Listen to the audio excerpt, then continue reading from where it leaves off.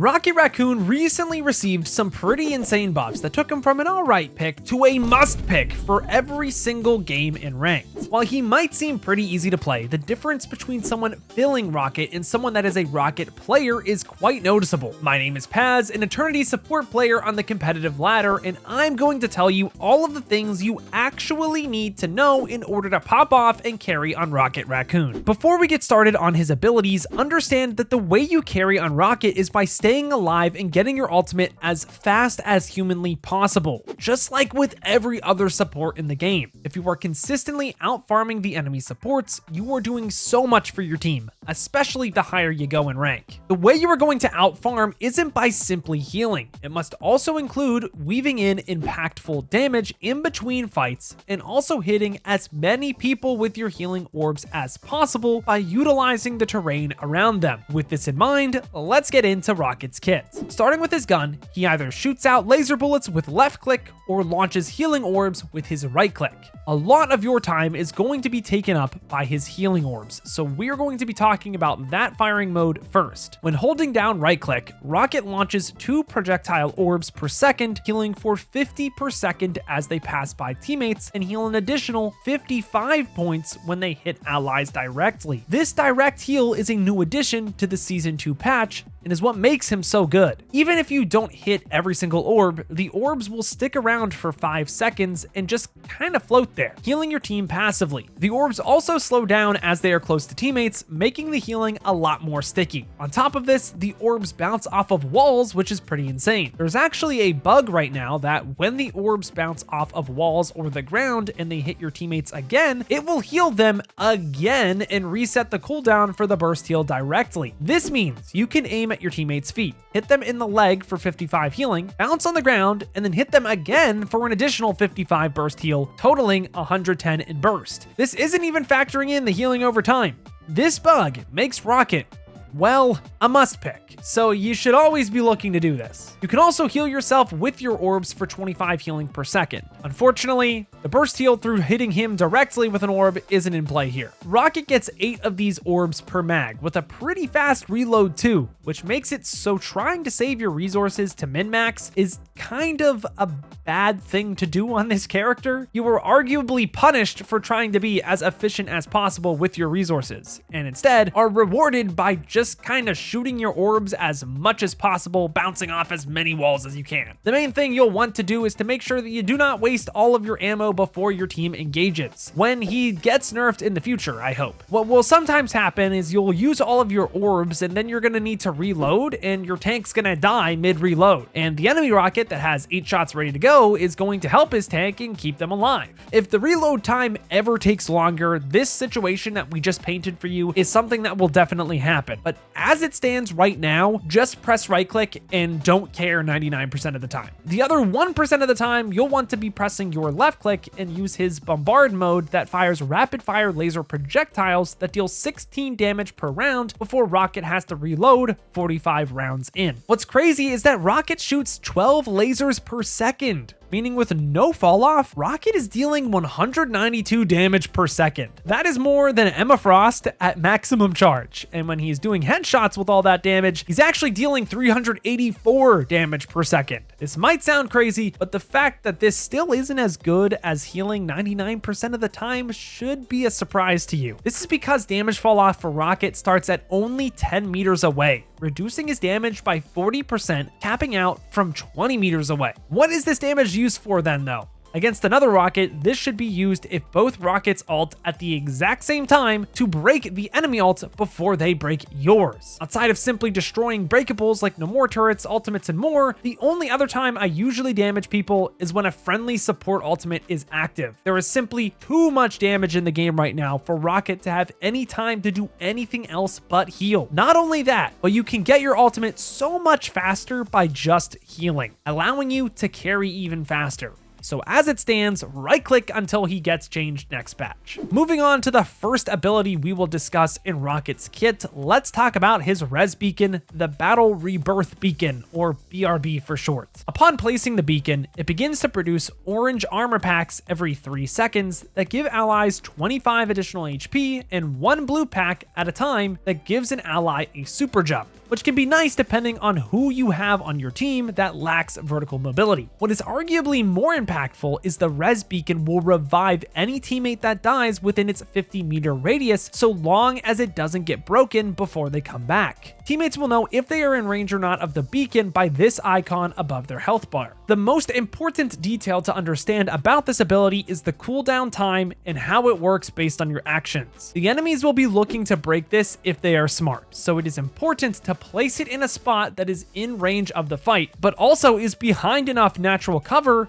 in order to actually bring them back. If you place down a Rez Beacon and take it down yourself by pressing the cooldown again without any damage being taken, it'll go on a 5-second cooldown. If the beacon breaks, it goes on a 45-second cooldown, which is quite the considerable difference. If the beacon takes damage and you take it down before it breaks, it'll go on a cooldown based on how much damage it took. The more damage, the longer the cooldown. Lastly, if the beacon breaks because a teammate gets resurrected, it'll go on a 45-second cooldown, just like if it gets broken by damage. Now that we understand how the cooldown works for the ability, let's talk about how you need to place this ability against flankers like Captain America, Iron Fist. You get the vibe. You need to pay extra attention to if these kinds of characters are near your beacon so that you can take it down and move it before they break it and put it on a significant cooldown. Because of this, it is also not a bad play to put the beacon down in a safe spot in the middle of a fight before your teammates start getting to the point where they might die. This is because you can heal your teammates from pretty much wherever in the fight, and will want to place yourself a little further away to allow yourself as many options as possible to place the beacon in a safe space. All it takes is a simple dash back, place the beacon, and then get back to healing. Speaking of the dash, let's talk about that ability next. Upon pressing shift by default, Rocket propels himself forward by 8 meters using his jetpack. He gets 2 charges of the jetpack, and each charge is on a 10-second cooldown. This ability is where the skill expression of Rocket really comes alive. You don't have the most consistent way of keeping yourself alive, so how you move with the jetpack to give your team more time to peel for you is really important. Because of this, you really have to think about not wasting your dash charges before the fight when the enemies have characters that can easily dive you. On top of this, it is important to take it a step further and make sure you position in places that make it harder for the enemies to force out your dashes. For example, it is very important that you path around cover so that the enemy hella cannot shoot you to force out your dashes. On top of saving your dashes, it is important that you think about how you are dashing. You have to dash in a way that is going to deny the enemy you are getting pressured by. If you are getting pressured by a long-range character like Hela, Hawkeye, Black Widow, etc., you'll need to dash around cover. Against characters like Iron Fist, Spider-Man, Venom, you'll want to dash towards your team where your other support is likely going to be, so you can get healing and bait the dive into your core that can easily clean them up. Finally, against more brawly characters like The Thing and Emma Frost, you'll want to dash away from them so that they have to invest more time into chasing you, possibly dying in the process. But if you want to know the secret tech that makes your movement even harder to hit, let's talk about how you can use it with your passive, the Wild Crawl.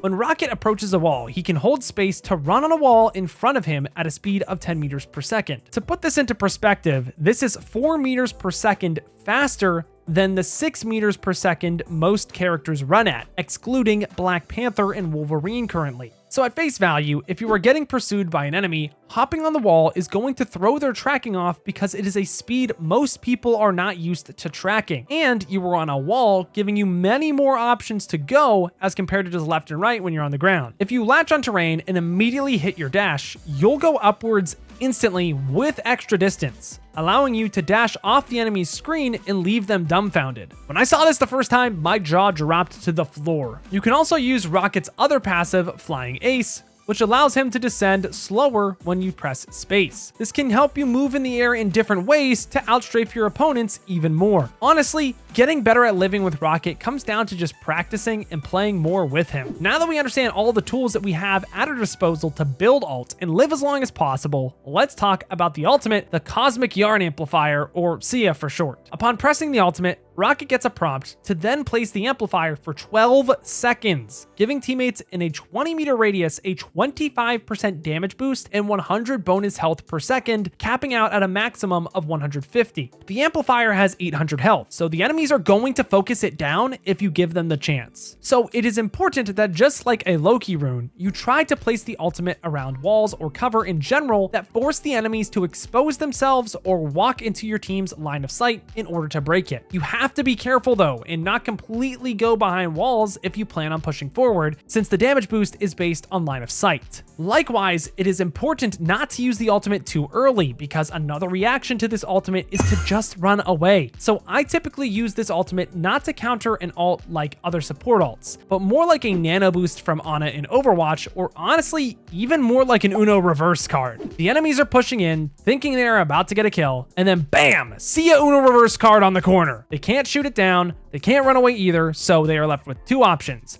respond with one of their own, or just accept defeat. Because of this, I don't really consider Rocket's ultimate the first choice in countering a big ult like Bucky or a big DPS ult. It can definitely make it considerably harder for them to perform through it, but it's much better for the other support to use their ultimate for those situations instead. Now that we understand Rocket's kit thoroughly though, let's start talking about what counters Rocket, starting with the tanks. Honestly, the tanks that mess up his playstyle the most are the dive tanks like Venom and Captain America, especially Captain America right now. Not only does he have an easy time getting on top of you, he also stays there and doesn't flark and leave, making the movement required to get around him nearly impossible. Because of this, he will also have an easy time finding your beacon and destroying it. The DPS that counter Rocket follow the same rules, the dive ones. Oddly enough, Iron Fist gives the most issues to Rocket for the same reason Captain America gives issues. Once Iron Fist gets onto you, it's over unless your team decides to help you. You just don't do enough damage on your own,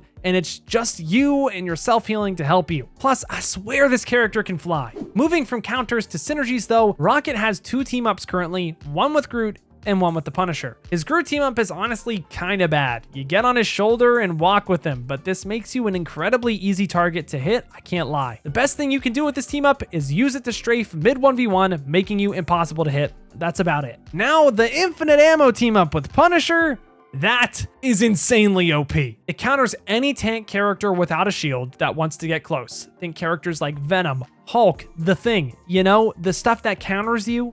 Yeah, all of those characters. The way you need to go about placing infinite ammo should be either in response to the dive, or if they don't have any dive pressure, to swing a corner on the enemy team aggressively. Since the ammo beacon cannot be destroyed, you can just throw it in front of you as your team pushes to give your Punisher as many options as possible to position himself against the enemy. I can't believe I have to say this part though, but do not pop the beacon when your Punisher is 1, in turret, 2, is not even with you and is dead in spawn, or 3, is using his ultimate. The infinite ammo buff only applies to his primary weapon. The amount of times I have seen Rockets waste this ability, it's just unreal. Outside of team ups, anyone that wants to stack together and get as much healing as possible with Rocket's healing is going to be insane with him. I'm thinking characters like Magneto and Emma Frost, and even Groot to abuse the current healing bug with his walls. DPS obviously include Punisher, but also Bucky, even though his team up was taken away. Lastly, the supports that I like playing Rocket with include Luna Snow and Cloak and Dagger and Loki, but now with his ult changes, really any support can be slotted with him. These are just my preferences. But now that we know how Rocket's kit works and the characters he likes and doesn't like to play against, let's review what we have learned through spectating some high-level VODs. For the first VOD review, I didn't want to look at just one person. I wanted to look at the entire teams on both sides here, and as you can see, there's some familiar faces here. That's definitely a high-level lobby. We have Gale Adelaide, we have Guru, we also have some Sentinels representation with Aramori and Crimzo, and even another pro player from LG. And what I wanted to show you guys here is not just one person's Rocket ult, but look how both Wicca and Zerdrick are going to place their ultimates right here. This right here, not going to be able to get shot by that blue team. It's going to be completely out of the LOS of their teams, which is going to allow the red team to actually push in here for free. Now, this isn't the end of it at all though, because then Wicca gets the res onto the Spider-Man, which was really well done.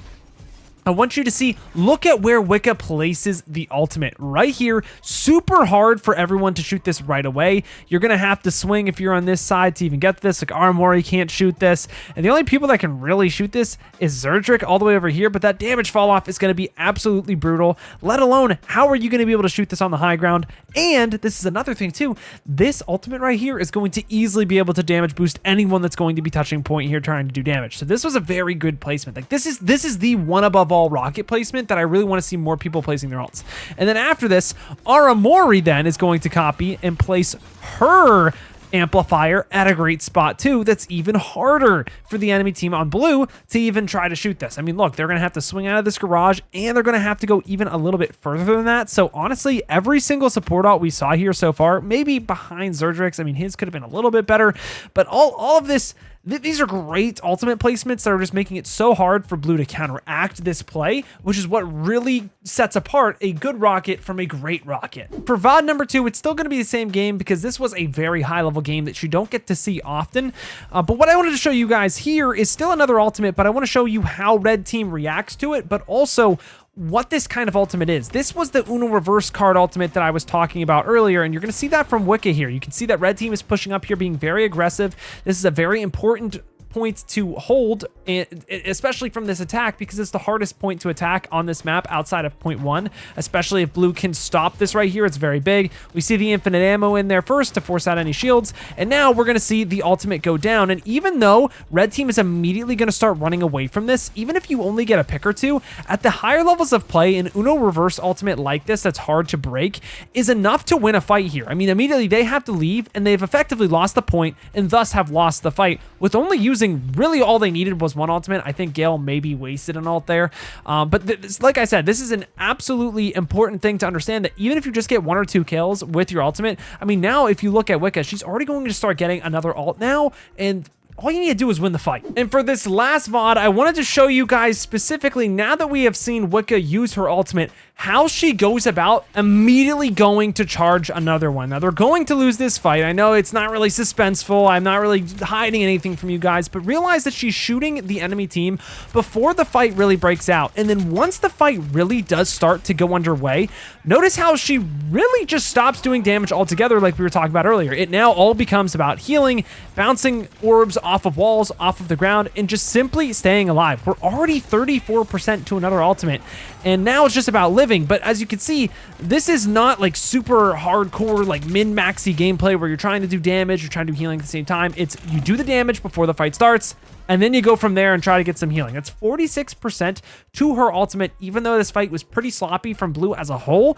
And this is what eventually is this kind of stuff that won her this game. They actually won this game because of how fast she was cycling ultimates and playing really efficiently around their ultimates. So if you do all the things that we talked about in this guide today and in the VODs, you're going to be on your way to hitting eternity, to one above all of your goals that you might have for yourself. So I hope this all helps out. And that closes out today's guide for Rocket Raccoon in Marvel Rivals. If you have any questions, make sure to send them in the comments down below, as well as asking me live right now here on YouTube or on Twitch at twitch.tv/PazSwagger. I stream every day I upload, so be sure to check me out to learn more about everything I talked about today. Thank you guys all so much for watching, but until next time, I've got to peace out and Paz out.